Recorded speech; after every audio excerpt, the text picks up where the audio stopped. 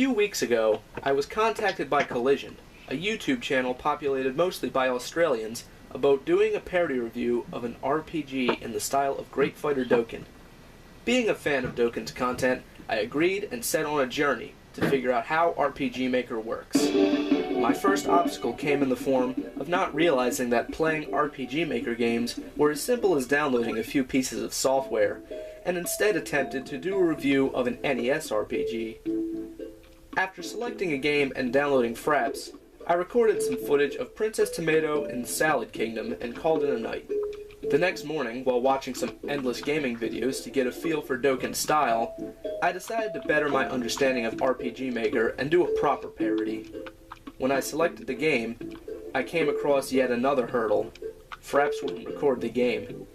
Furious, I stormed across the internet, trying to figure out how I could record this game. After hours of searching, I found my solution.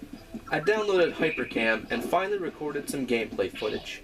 And speaking of gameplay footage, let's talk about the game, shall we? The game I chose to review is called Punch Bears, made by Makio Kuta and Rachel. You play as Ulrika, and she has only one thing on her mind: punching bears. With the help of your friend Ralph, you are given a nearly endless supply of bears to punch. In combat, you have a variety of attacks to use, 3 attacks total. Since this is a short game, I'll keep the review short and move on to ratings. I'll have to give the graphics an 8 out of 10. Keeping in mind this is an RPG Maker game, and you're limited to what the game can look like. For an RPG Maker game, it still looks quite good, and the bears are so lifelike, I had to keep telling myself that they weren't real. For music and sound, I'll have to give 9 out of 10. The punching sounds are spot on and sync well with the punch effects, and the music is upbeat enough to fit the tone of punching bears.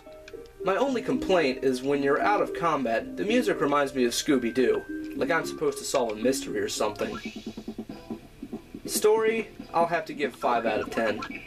Punch Bear's plot is very minimalist, but seeing how it's more comedy-based than story-based, I'm more forgiving in this category, since the game succeeds at being hilarious. Gameplay mechanics, 10 out of 10.